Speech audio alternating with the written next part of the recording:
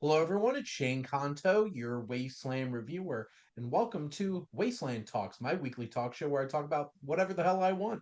And this is a new edition of my favorite films where I have a guest come on. Sometimes it's me, now it's a guest, who is going to tell us a little bit about their 10 favorite films. And I'm welcoming special guest Larissa. Thank you so much for coming on. Thank you for having me. I'm very excited. Awesome. Larissa was recently on one of my Wes Anderson episodes, so if you want to check out our thoughts on a wonderful film, go check that out also here on my YouTube channel. But I guess Larissa, let's dive in. So what film do you want to start with? Oh man. Okay, starting with, yeah, I should have thought that one through. I'm just gonna go in the order that I found them on my shelves. I put them back Okay. here so I remember. So my first one I'm gonna go through. They're not in any order because I can't do that. And I Um, did not make you. thank So there you. you go. Yeah. That's I have so much love for all of them. So I'm going in just the order that I grabbed them from my shelf, and Okay. I think that the top one is probably the most recent of them. I don't know if you can Very see it, nice. but Yes. the unbearable weight of massive talent. As soon as I saw it the first time, I was like, yeah, I think this has earned a spot on my top 10. Just it's it has that movie through line of just two cinephiles loving each Yeah. other in movies. It's got Nick Cage and Pedro Pascal. I feel like it might be the perfect movie, and that's why it's definitely a top tenner for me. And it's also very relevant in a meta way to this conversation, seeing as I'm making you count out your top 10. It's like, what are your three favorite films? It's like, there's so many. You can't just pick your favorite film. Exactly. And except we all know it is either Paddington 2 or The Cabinet of Dr. Caligari. Um, which their bromance in that movie is one of the greatest of all time. And they also made one of the best memes ever. Oh yes, the car ride one. Yeah. It's the looks on their faces. And I did not know I needed the two of them getting high and paranoid and Oh going through a yeah. bunch of shenanigans together. Just like Oh, every scene to the next one, you think like you've reached the peak, and then the next one will just go crazier, and you're just like, yeah, this is the best. I did not think I would ever see Nick Cage kissing himself, Yeah, but that happens in this movie. And that 90s Nick Cage trying to hype him up the whole entire time yeah. and just it's bonkers, it's wild, it is such an amazing ride. I remember finally getting to see it because like that quickly became the most anticipated movie of mine when I heard that Nick Cage was playing himself and gets Hmm. hired by a really rich man to come and just hang out with him. Just like this is a gem right here. Yeah. It's going to be. And that trailer came out. It just I'm like, well, now I gotta see it. So and it did not disappoint. Yeah. I was worried it would, and then it very much did not. And it reinforced just how amazing Paddington 2 is, which is also Yeah, the world. another important thing to do for sure. Yeah. All right, what's up next, Larissa? All right, up next. Okay, this is probably one of the older ones. I don't really like super old movies, so the fact that I think this was a 2001 release, Mhm. Guy Ritchie's Snatch is it's been in my top 10 since I watched it, which was probably close to 2001, and I was maybe a little bit too young, but I still Fair. watched it. Um, and it was my first introduction to Guy Ritchie, even though he did Lock, Stock, and Two Smoking Barrels before Snatch. So there's this all people who discovered him with Lock, Stock and people who discovered him with Snatch. I feel like we always, but I discovered him with Snatch, and so it became my favorite Guy Ritchie movie. It became my favorite gangster movie. Um, and it's just, I feel like it's just the quintessential Guy Ritchie film. Hmm. Pretty like if you had to pick one movie that really captures Guy Ritchie in his purest essence, it's definitely Snatch. Yeah, Like Lock, Stock, and Two Smoking Barrels walked so Snatch could run. And exactly. ask you if you like Dags. Yes. So I have to introduce you to my friend Haley because this is her favorite movie. Oh, that's awesome. Yep, and I feel like you'd get along. But Guy Ritchie gangster movies is just such a vibe. Like a lot of his other movies don't necessarily hit that same kind of itch, and I'm very interested to see what he does with Hercules after what he did with Aladdin. Because Mm. apparently he's supposed to be making that. But I really appreciated him getting back into like I know like the Sherlock Holmes movies have a very specific vibe to them too. But I'm looking Mhm. it made me so happy when he made The Gentleman, which Yes. I think might be my favorite. I just Ooh. love the characters so much. Between I'm pretty sure it's because of Hugh Grant and because of Colin Farrell. Yeah. And Colin Farrell in his tracksuit and just like, that's the best you got? Come on, make it sharp. Cook me with it. And just trying to egg on these kids who are giving him a bunch of crap. And then just Hugh Grant just like, come play with me, Raymond. Yeah. And of course, Matthew McConaughey. I want every single outfit Matthew McConaughey wears in that movie. Oh, But, Snatch has like peak Guy Ritchie, Jason Statham before he yes. just became action movie Jason Statham. Yes. And just like the Germans. Uh and Yep. like Brad Pitt as this boxer in this like gypsy community is so wild. Like who thought of that casting? Like Yeah. should get an award, to be perfectly honest. I And feel like I heard, I don't know if it's true, but I heard that like Brad Pitt watched Lock, Stock and just like called Guy Ritchie up and was like, put me in your next movie. And then that for doesn't some reason he surprise chose me. I don't know why he chose that character for him, but it was the perfect choice. So, Well, I will definitely argue. It's like obviously Brad Pitt is a movie star and is like movie star gorgeous, but hmm. like he's best when he's weird. Yeah. Like when he's playing weird characters, that's the best Brad Pitt. Yeah. Like 12 Monkeys weird, Hmm. or like Burn After Reading weird. So good in Burn After Reading. I am just a good Samaritan. Is this Osborne Cox? Yes, this is Osborne Cox. Who the F are you? Oh man, that movie's so good. But Brad Pitt is just so much fun in this. The whole cast is ridiculous, and it has so many like Vinnie Jones, Jason Fleming, Stephen Graham, and Jason Statham together. Yeah. Um, their careers have gone so many different places from there, but like Snatch is just like the perfect alchemy of like I don't think anybody else could have made that movie the way that it is, and Yeah. that's Guy Ritchie. And Yep. we'd love to see him making British gangster movies. So there you Mm. go, for Yep. sure. What's up next? All right. Oh, this one I've talked about before, I feel like maybe. Oh, it's really shiny, so it's gonna be weird, but it's The Secret Life of Walter Mitty. Um, and this one is he's a really quirky character, Walter Mitty, and he's very much in his own head, but like a super imaginative, creative guy. And I just like I love that character and I love the way they took this story and just were like, yeah, like lean into that. If you're a quirky person, like who's telling you to stop? And so I just love the message of it, but also like it's just a beautiful movie to watch. It's got so much like cathartic stuff. So it's one of my faves to just watch every couple of months. I distinctly remember when that movie came out, and I have not watched it, but so it has to go on my watch list. But I just remember it being so gorgeous looking, Yeah.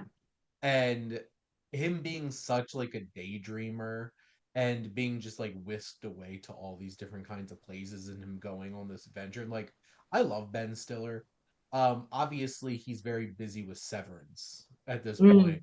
and Yeah. not doing a whole lot of like acting himself and stuff like Yeah. that. I'm pretty sure he's acted like, not counting like Adam Sandler cameos, like in Hubie Halloween. Oh, But like I feel like he's been in like one legit performance in a movie in like the past 7 years or something like that. yeah. Because like what was that? Brad's Status, I think, was one of the last films that he led before he was in some kind of, I forget what the name of it last year, where he has to like basically adopt his nieces and nephews who are like a Oh bunch yeah. of like rabid children. Uh they're feral children. Um and he's like this super uptight urbanite. Yeah. That was the first time I saw him in a movie in a long time, but he's just so much fun. And Yeah. he can play the straight man, he can play the weird character. Like, Hmm. come on. Like Hmm. White Goodman. Yeah. Um, what did I just watch? Oh yeah, I just rewatched Zoolander. So Oh, it's yeah. like That's a class. how can how can they learn how to read if they can't even get inside the building? You're absolutely right. But I know this is not like an outwardly like comedy kind of film, but it's more of like a dramatic kind of film. But like if it has Ben Stiller in it, I'm certainly inclined to check it out for sure. And who Mhm. doesn't appreciate a daydreamer? I feel Yes. like we're losing them. I'm certainly a daydreamer. But Nice. Larissa, what do we have next? All right, next. Oh, okay. Next is I think the first romance of my faves, Pride and Prejudice. Ah, Um, 20th anniversary. I Pride and know. Prejudice. Gonna come out in theaters soon, I think. It's Uh, this coming weekend as we're recording. oh yeah, I gotta get my tickets. Um, It's like, what's going to win at the box office, Sinners or the 20th anniversary of Pride and Prejudice? To be honest, I'm not sure. yeah. It's so Pride and Prejudice is like I actually read the book after I watched the movie. But the movie was what got me interested in her book because I like never cared for classic literature and then I watched this version and I was like, "Oh, that's like a great love story that feels really timeless and like all the characters are really like fleshed out and it's just a really fun, gorgeous movie." Yeah. And so I was like, I want to read the book, and then I did, and won me over. So I love the whole thing. Well, look at that. It's such a great movie. It convinced you to read too. Exactly. That's a special kind of feeling. I Hmm. know Joe Wright just has such a great eye with his movies and making something so, also so very British. Hmm. Yeah. Like just having that vibe. And of course, like Kira Knightley, so hot right then. Kira Knightley. Yeah. Um, which at least by this point, because like public service announcement for all of you out there. I hope you all know that Kira Knightley was like barely 20 when she was in Love Actually and Pirates. Yikes. So at least here she's into her 20s. Yeah. Uh that makes it really weird thinking about some of the Yeah. stuff that happens in both of those movies. Um Uh-huh. but she's so charming and she's so good in this. And I have to remember the feeling I had when I watched this within the past year or so and realized that Mr. Darcy was Matthew McFadyen from Succession. Yes. And it's just like, wait a minute. They're so different. It's insane. So different. And like we had like Donald Sutherland, Rosamund Pike, young Jenna Malone, and Carrie Mulligan too. It's just Yeah. I love movies like this because they're so very like that period piece, but then you realize there's a ridiculous amount of famous people in these movies. Yep. Even like love Tom Hollander. He's so good in it. Um, he is so funny, and I just remember speaking of pirates, I just remember him being Cutler Beckett Oh in the yeah. Pirates movies and hating his guts so much. And then I think I watched In the Loop for the Mm. first time and realized like I actually really like this guy. I just hated him because of pirates. Yeah. But like he's great in this. He's great in like About Time and stuff like that. Mm, But this has such a great cast. It's so charming. It's yep. gorgeous. It's a Yes. gorgeous film. And like Joe Wright really has that steady hand to like capture this type of literature. Even Mhm. like I think he's the one who directed Cyrano. I Oh, might be wrong about that. But I think he just has like a because he did what movies did he do? Oh, he did Atonement. great. Yeah. He did direct Cyrano. I was Nice. correct. I shouldn't have doubted myself. He just really understands like bringing this kind of period drama to life. And of course, this is a timeless classic story, so which is Mhm. why I'm sure plenty of people, including one of my best friends, Kevin, who's a humongous Pride and Prejudice fan, will be going and seeing this weekend. So Nice. there you go. Yep. What's next, Larissa? All right, next is another period piece. Um, Not exactly sticking to the period at all times, but it's A Knight's Tale. Nice. Yeah, Wait, are you telling me that the Nike symbol is not period accurate? I'm still not entirely sure. I don't know. I feel like Nike stole it from them, but Had to uh, be. I feel like A Knight's Tale is like it's a classic in my family, so like we quote it all the time. Like it's called a lance, hello, and just like It's it's just a great like action rom-commy type period piece. Like it has every kind of genre in it. And Heath Ledger. So what's not to love? Which, so one, yes, Heath Ledger, at his peak hunkiness at this Hmm. point. Yep. Um, so when did I watch this? I feel like I watched this in school, Wow. to be honest. Because we were learning about like Shakespeare and stuff like that, and like that kind of era.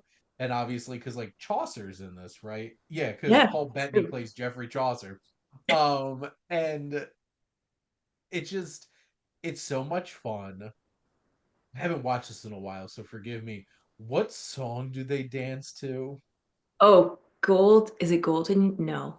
Golden years? Is it something? Oh, you know what? That sounds about right, doesn't it? Yeah. And it's just like the anachronisms in this movie are so perfect and Yeah. it completely commits to it. So then it doesn't bother you. So, Yeah. I mean, which it also, starts with We Will Rock You, right? That's like their opening. yes, I was like, I love yeah. Queen. I love this movie. So this just has all the vibes. And also, it's so funny looking back at that with this movie because obviously like Heath Ledger was Heath Ledger. So but Mark Addy, Hmm. who now everybody knows as Robert Baratheon, Right. which I absolutely love Mark Addy. Rufus Sewell, I'm pretty sure this was the first thing I ever saw him in. Yeah. And he's such a jerk. Hate him in this. But like actually I literally just watched two screeners with him in it that were Wow. both about dinner parties, oddly enough. And like he's just one of those kind of actors that's like a fun character actor to pop up and stuff. He could also be very sinister. And like Paul Bettany, it's Yeah. like it's Vision. And then Alan Tudyk's in it, Oh, he's which so good. actually, you know what? Alan Tudyk was also in one of those movies that I just watched with Rufus Sewell in it. So look at that. They had a little reunion. Nice. And looking at the IMDb, I did not realize Berenice Bejo was in this from the Hmm. artist, like years Oh. before the artist. Oh. Interesting. Huh. Look at that. I need to rewatch this movie because it's been honestly probably like 20 years Oh since my gosh. I've watched this movie. And the director has an interesting filmography too. Um, Directed the movie 42, and he's also a pretty famous screenwriter. Oh. Um, so I'm pretty sure he wrote Mystic River. Oh, snap. Yeah. So he has range. Um Yeah. obviously, because like this is just a fun, absolutely charming, ridiculously charming fun time. Yeah. So if you had this movie's 2 hours and 12 minutes. No way. At least Wow. that's according to IMDb. Oh So, man. and they're right most of the time. I Yeah. did not remember it being that long, but you know what? That No. probably just says just how much fun it is. So there you go. From my math, we're halfway there, right? So let's Yeah. get into number six. All right. Number six is Kiss Kiss Bang Bang, the late Val Kilmer and Robert I Downey feel like a Jr. lot of people have rewatched this recently. Yeah. And they should because he's phenomenal in it. Yes. Again, it's another very quotable movie that my family and I quote far too often. It's usually the inappropriate stuff you shouldn't be saying, but it's just so fun. That's fine. Because Shane Yeah. Black's just that much fun. And Yeah. you know, this is such an interesting film because like this is starring two people whose careers are basically torpedoed at this point. Yeah. Like Robert Downey Jr. drugged himself into almost probably close to death and also like never acting again. Hmm. And at this point in Val Kilmer's career, he was not really hireable Yeah. because he made some big stinks in terms of his time as an actor. He was so talented though. Yeah. And that was probably why. Like I just listened to my favorite podcast is the Cinephiles, and they Oh, did a nice. live show about Val Kilmer and went Oh, through like his whole filmography and was talking about him as an actor and stuff like that. And obviously this was a big piece of it because it's so funny. yes. Shane Black is so funny. And Yeah. just the dynamic between Robert Downey Jr. and Val Kilmer in this is so hilarious. And now I'm thinking about the moment with the gun. Oh, yeah. The luckiest unlucky shot ever. That was Yep. not supposed to go that way. And like just their dynamic is absolutely hilarious. It's a fun like neo noir kind of Hmm. setup. And Yeah. I'm a huge fan of Shane Black as a writer and and director because like come Hmm. on, this is the guy who wrote the original Predator. Oh, Like nice. Yep. so funny. And Shane Black has worked on so many great films like Lethal Weapon and stuff like that. And this was a much needed film for both Robert Downey Jr. and Val Kilmer, and just gay Perry, Yep. gay Perry. But this is a fun film, and it is certainly endlessly quotable and fun. So if you haven't watched it, you're doing yourself a disservice. So you should go check Hmm. it out. And yeah, this was 3 years before Iron Man. So Oh, like wow. this is Robert Downey Jr. like first finally like getting his feet back under him, and then he did Zodiac, and then Oh, he right. did Iron Man, and then now he's making like $50 million a pop. So Yeah. good for that guy. Yeah. I blame it on Kiss Kiss Bang Bang. Like I feel like that was what got him started again. You know, John Favreau was sitting there making Elf and watch Kiss Kiss Bang Bang. I'm like, I need to change comic book movies forever with this man. Yes. And then that happened. So there you go. Yep. What Nice. do we have next? Oh, okay, next we're into the animated, I would say classics with the Iron Giant. Um, it's I don't, when was it made? I don't know. It's 99, I think it came yeah. out.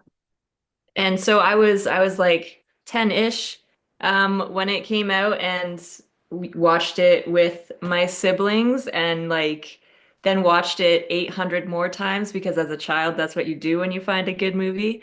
Yes. Um, so it's another one where like I feel like it might be the most quoted in my family. There's just again so many great random things that don't make any sense without the context of the movie.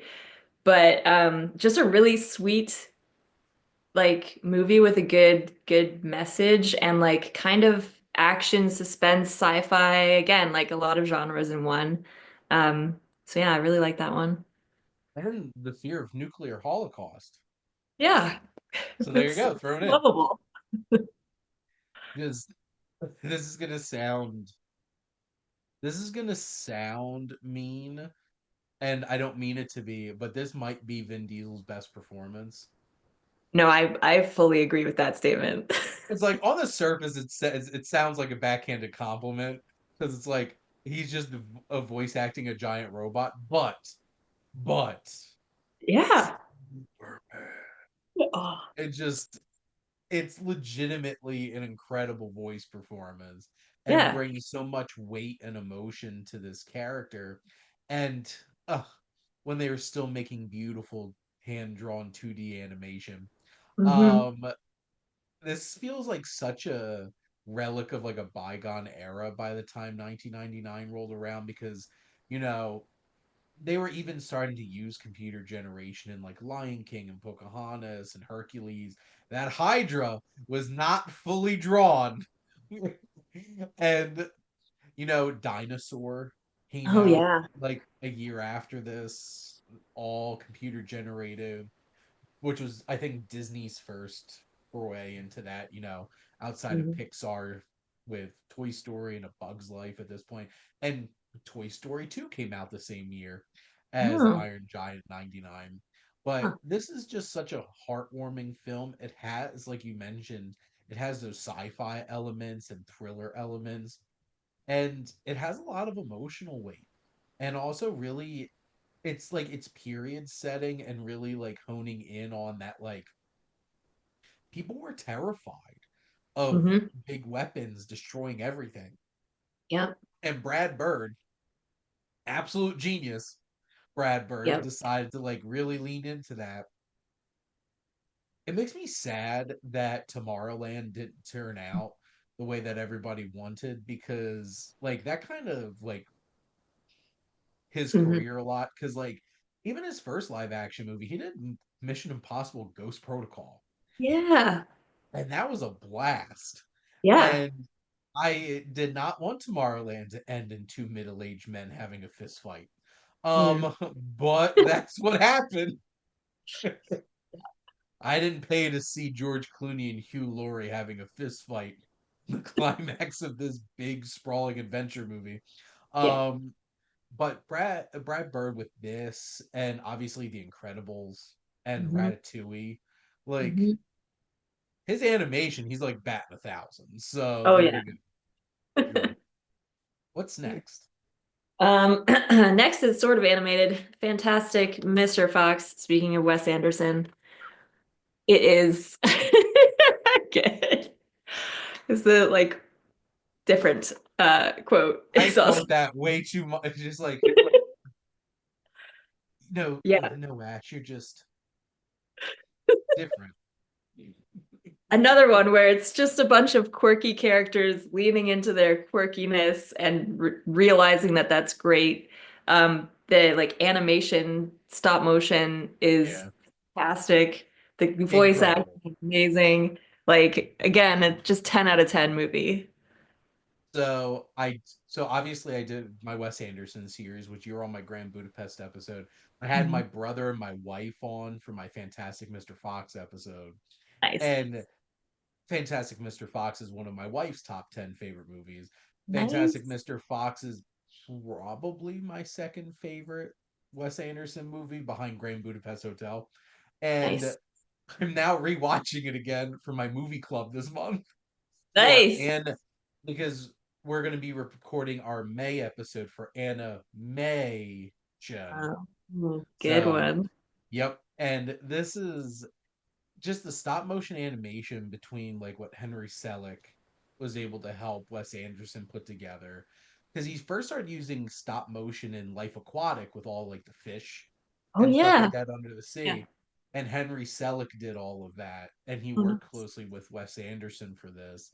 And I think Henry Selick left the project to go do Coraline, which Oh, like we got two great movies out of that. yeah. Um, and I love Roald Dahl. I've been reading Roald Dahl books since I was a kid.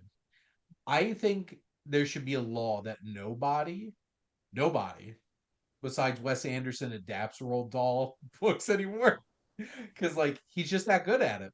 Yeah. As I'm I'm in the process of doing all the short films Oh, that nice. Wes Anderson did. So I'm going to be recording The Wonderful Story of Henry Sugar Oh, this nice. coming weekend. Ooh. And he just really captures that. And I have you read the book Fantastic Mr. Fox? I feel like I did once and like don't It's the remember it. first two acts of this movie. Like Oh, that whole entire go for broke rescue mission was yeah. made up by Wes Anderson Oh, to that add feels to so this movie. perfect. Perfect. And like you said, the cast, George Clooney was the most inspired casting ever as the Fantastic Mr. Fox Yeah. because nobody else could be that just ugh like punchably charming where you're just Yes. like God, I hate you for how charming and sly you are, you fox. Yep. And Meryl Streep as his Yeah. wife and Jason Schwartzman as their son. Perfect. Where's my bandit hat? Um he's like, it's because I'm an athlete. What where are you wearing that fake bandit hat? And then Kylie, the whole, and it's just like, oh, is that your thing, Kylie? Yes. Honestly, my whole episode of this turned into just us quoting the whole entire movie because, like, how can't you? And like Michael Gambon as Oh, yeah. Will, he's like, we lost the fox, but we got the tail. And he just like wears it as a necktie. And Willem Dafoe as the rat. Yeah. Your wife was a town taught in her day. It's just like, is that true? It was a different time then. Um, just the whole entire cat. I legitimately enjoy inserting cuss in for actual Yes. curse words more than Yeah. actual cursing. Like cluster. Cluster cuss is the best one. I use that on a regular basis. Anything goes sideways, this is a complete cluster cuss. Yes. The music's great. Everything. This movie's perfect. There's no notes. I Yeah. like even like do wolves even speak Latin? And the whole like wolves hold up the fist and everything. Oh man, it's like, honey, you're glowing. Well, that might just be the lighting. Uh, Yeah. just from start to finish, this is incredible. I'm gonna stop now because otherwise this is gonna turn into an hour and a half of just quoting the whole entire movie. So, Yep. Larissa, what's your next one? All right. Oh man, not as quotable. But Ever After with Drew Barrymore and Dougray, I don't know how to say his name, Scott. Like Doherty Scott, I think. Sure. You I know, just, the guy that was supposed to be Wolverine yeah. and then had to bail out because Mission Impossible 2 went over Yeah. schedule. Yeah. What For the a best. shame. Yeah. We got Hugh Jackman instead. But anyway, continue. Yeah, Ever After. I don't know. I've never been a fan of like the Cinderella story, but the way that they told it in Ever After, where they gave her an actual personality and stuff, I was like, wow, what a concept. Um, and I love that it's like set in a period and it's got Leonardo da Vinci as like a random character in it. It's a good little romance movie. Pick me up as well. So you're so brave, Larissa, for saying, wow, they could have actually given personalities to all of these Disney princesses and all these old animated movies. Uh-huh. Real take. So I have not seen this. I'm Hmm. fully aware of Ever After. Um, I feel like well, I've seen the like Disney live action remake of Cinderella, which honestly is one of the few ones that is like legitimately worth like the fact that they Yes. remade this movie. Yes. But Drew Barrymore, so hot back then. Hmm. Well now she's a talk show, so she's keeping Yeah. busy. Um, just looking at this cast, Angelica Houston, the guy that they have playing Leonardo definitely looks like he would be Da Vinci. But Yes. like I can appreciate like is this still like a period piece?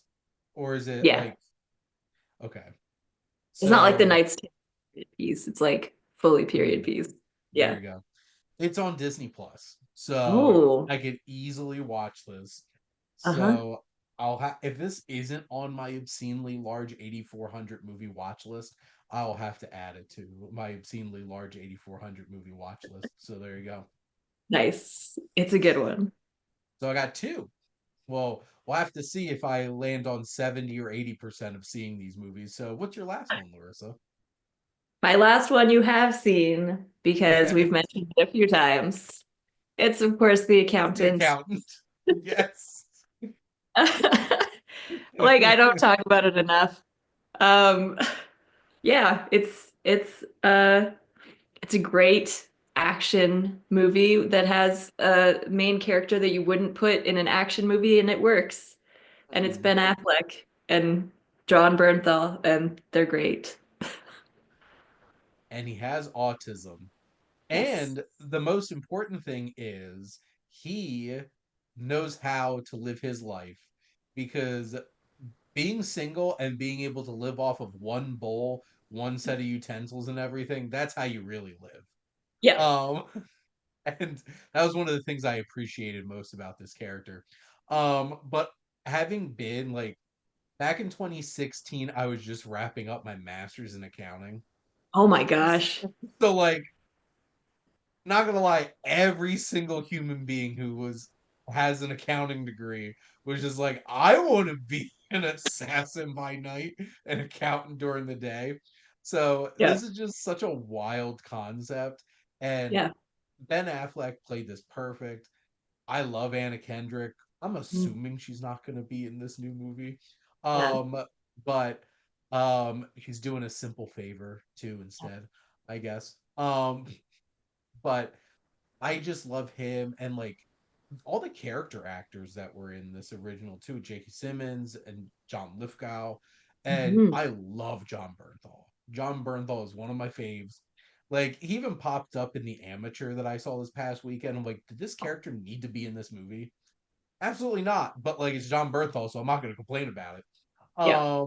Him being Frank Castle, the Punisher, Yeah. is so good, and like the revelation about the relationship between him and well like I feel like I could spoil this at this point. This is a 9-year-old movie and the sequel's like, hey brother, True. hey look, yeah, so like them turning out to be siblings and you're just be like what, Yes. and then it's just like we had to wait 9 years for them to team up. Yeah.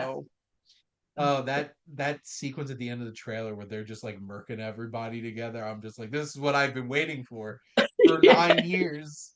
So, yes, this was perfect timing as The Accountant 2 will be coming out. But no, this is one of those movies where I'm like, critics were way too harsh on this. Like, Oh, because it like I think it has like a 50 something on Rotten Tomatoes. So it's like very middling. And I'm right. like, you all suck. This was great. So Yeah. I feel like people just need to have fun. Yeah. And like this is such a crazy idea. And even at like the very beginning where he's having that meeting with that older couple Oh, yeah. and he's leading them to, avoiding taxes. Very subtly. Just Yeah. like if this is your office, Yeah. I was taking notes as well. I was just like, okay, okay, next tax season. wherever you do all of your recordings and stuff like Exactly. that. Yes, exactly. It's just like write off that space. You Yeah. know, just write it off. Yeah. It's like you can't just write it off. Do you know what writing off is like? You just write it off. Yeah. So also one of my favorite accounting gags in any TV show. Thank you, Nice. Schitt's Creek. Yeah. Uh, but Larissa, that was a very fun list. I have two movies to add to my list. And now I just want to throw in Fantastic Mr. Fox and quote the whole thing from start to finish. Yeah. Funny side note. The first time I ever watched that movie was in high school, in school. Because because when you have all those like BS times in school, I don't know if it's Oh like yeah. that in Canada, but Oh like yeah. in the United States of America, nobody loves to waste more time in schools than teachers. Um, and my classmate, because Fantastic Mr. Fox probably came out on DVD the spring of my senior year of high school Okay. because it came out in '09. I started senior year in fall of '09. I graduated 2010. My classmate John Dobbins, if you're listening, John, I remember this. He would carry this DVD with him and would propose it anytime a teacher said, "We're going to watch a movie today." And I swear, I had watched that movie how many times in school Oh my because of gosh, him. that's the best idea. See, now I have so many movies that I could just carry around with me and just be like, "But you need a movie?" Yeah. Just like whip it out, ready for Fantastic Mr. Fox time in my ACT class, my Accelerated Chemical Techniques class. It makes Latin sense. 5 class, AP Latin, boom, watch Yes. Fantastic Mr. Fox. I think we watched it in my calculus class too, AP Oh, Calc, and I'm just like, None of this, none of this has anything to do with Fantastic Mr. Fox. Like maybe, like you could have did an English class, at least a Roald Dahl adaptation, true. but not that one. I don't think we had the. John and I did not have the same English class senior year, so maybe they did watch that in AP English. But I did not watch that. I actually watched Dead Poet Society in my senior English Nice. class. That's a good one. Oh, what a special and very sad movie. Yeah. Carpe diem, lads. Seize the day. Make your life extraordinary. Captain, my captain. But anyway, Larissa, thank you so much for coming on and humoring me and also going through the anxiety of going through and picking out your 10 favorite movies. Took a while. That's okay. It was appreciated. Thank you. And thank all of you out there for always tuning in and supporting your Wasteland Reviewer.